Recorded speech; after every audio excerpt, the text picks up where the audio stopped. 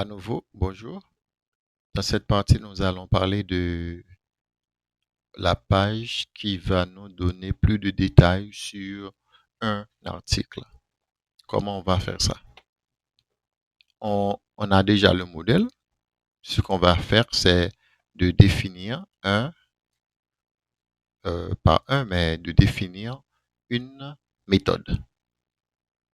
Une méthode qui va être liée avec le template détail. Je vais copier, comme toujours. J'ai créé une méthode appelée article detail. Puis, au lieu de passer que la requête, je vais aussi passer le PK. Le PK, c'est primary key. On dit que nous gagnons plusieurs articles dans la base de données. Pendant que ma parlé là, on mettait plusieurs articles. Ça va nous aider. Refresh. Disons que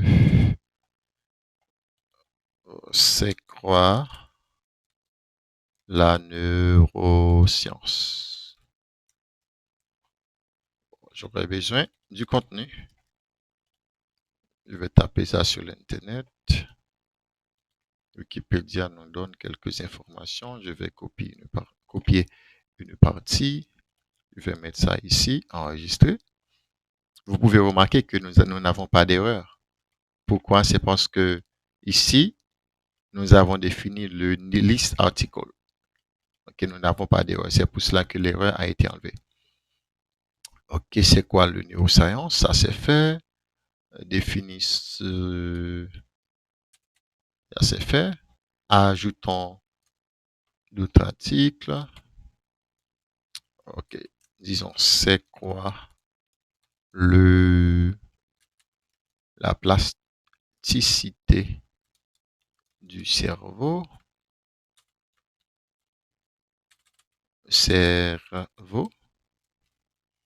Je copie ça, je mets ça sur Wikipédia.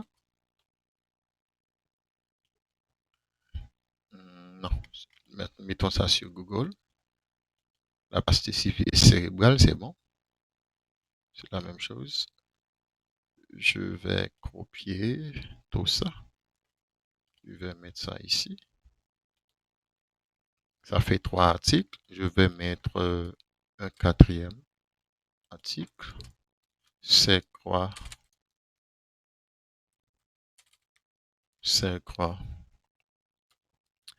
la loi de Boomerang, je pensais. La loi, le principe, je crois. Le principe de Boomerang. Je copie ça. Je mets cela ici. Il semblerait que je ne trouve rien. Une plateforme.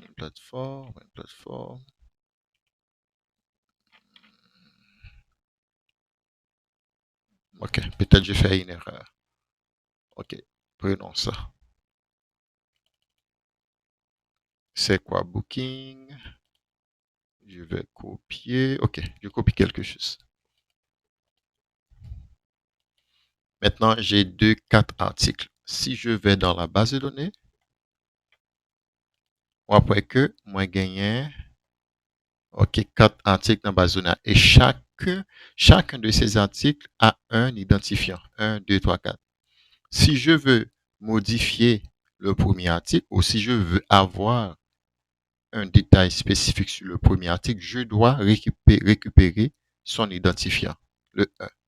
C'est la même chose pour les autres. C'est pour cela, ici, nous avons ce PK qui permet de récupérer l'identité ou l'ID, l'identifiant à vrai dire, l'ID de l'article que je veux afficher le détail sur. Maintenant, je dois aussi avoir un un chemin. Donc, un URL. Je dois cliquer sur le URL et puis définir le URL pour cet article. Ce sera différent, ou un peu différent. Ici, dans le guillemet, ou entre les guillemets, nous avons article, puis nous allons récupérer l'ID qui correspond à cet article. Voici comment on récupère l'ID. On dit ça, c'est un integer, un entier, puis on fait appel à notre méthode article détail que l'on doit importer ici. Et puis nous avons aussi défini un nom pour cette route, ou ce chemin, ou ce URL. C'est synonyme. Nous n'avons pas encore parlé de ce fameux name, mais c'est très facile, nous allons faire ça un peu plus tard. Puis nous devons avoir un template, pas vrai? Un template pour afficher les détails sur un article. Nous allons avoir un template. On va appeler ce template comment? Comment je l'ai appelé? Voyons. Je crois qu'il y a une... OK. Quand j'ai copié le code, j'ai laissé une partie. Maintenant, je dois mettre tout ici. Voici comment nous allons appeler le template. Article underscore detail. Clic droit, puis je crée article underscore detail. On va copier maintenant les codes qui correspondent au detail. Voilà. Je dis que nous avons un H1, nous avons un P1, nous avons un P1 qui est le H1, le titre de l'article, un P1 qui est le paragraphe, qui est le contenu de l'article. Nous avons, je dis P1, c'est le P, le paragraphe, et nous avons un autre paragraphe qui fait appel à la date de création. Puis nous avons un lien. En cliquant sur le lien, ça va nous permettre de retourner dans la page principale de l'article. Vous pouvez remarquer ici, entre parenthèses, mais entre guillemets, nous avons deux crochets ouverts, crochets fermés. Puis à l'intérieur, nous avons deux signes de pourcentage. Puis encore à l'intérieur, nous avons un URL qui est un mot-clé qui nous permet de définir un lien à l'intérieur d'un fichier HTML. C'est comme ça on fait un Django. Ici, nous avons list underscore article. D'où vient ce nom list underscore article? Si on va dans le fichier URL, vous pouvez remarquer le fameux nom name list underscore article. Qui ça le permet maintenant faire? Non, ça, name, ça lui permet de nous définir des liens à l'intérieur de l'application Django qui est un peu différent de HTML pur. C'est comme ça on définit des liens. Maintenant, on peut tester. On peut tester si je fais un refresh, je clique ici. Ce sont des liens. Donc, capable de mettre curseur, allez, ben, on doit être pas vrai. Ce sont des liens. Quand je clique dessus, je crois que je dois relancer le serveur. S'il n'y a pas d'erreur. Je relance le serveur.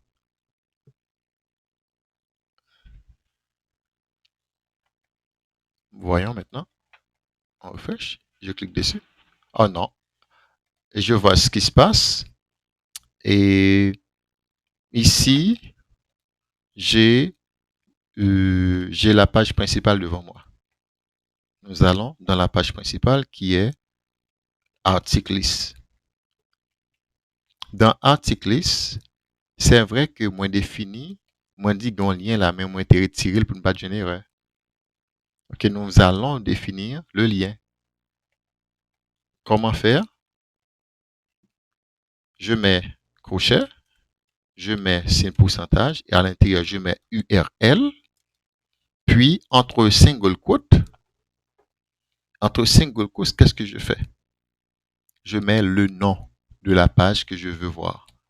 Ici, dans détail, dans URL, quel est le nom? C'est le nom list, non pas ici, c'est detail article. Qui ça m'a dit là? Les mains cliquer sur le lien ça, la boum son page. Page la boum non, c'est page qui va détail. Qui non qui associe à page ça, c'est détail article. C'est raison ça qui fait nous gagner là. Ici, je vais copier, je vais mettre ça ici. Nous sommes capables de remarquer ça, li vraiment semblé avec ça, tout créé là, c'est même bagali. Refresh, je vois qu'il y a une erreur. Reverse detail with no argument found, try, ok, le power. Ok, où est l'erreur?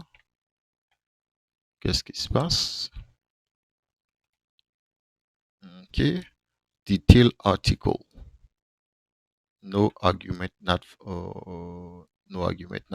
One pattern tried. Peut-être, bon, moi, c'est là, c'est serveur. Moi, je pense que moi, pas fait erreur.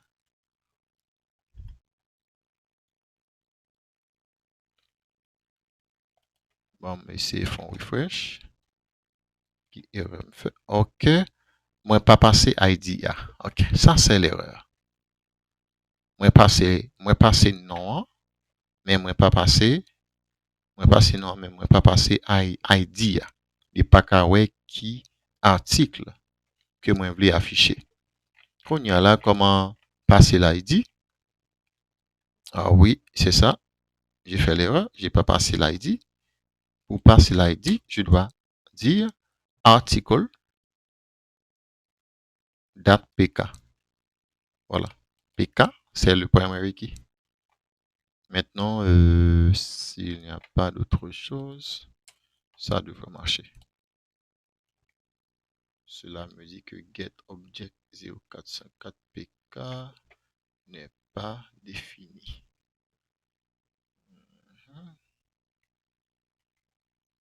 Et pour moi, tout est défini. Peut-être il y a un espace. Laisse-moi refaire ça. Comme ça.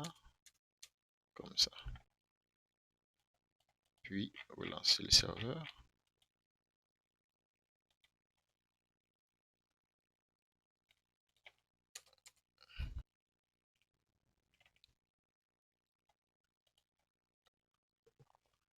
Name get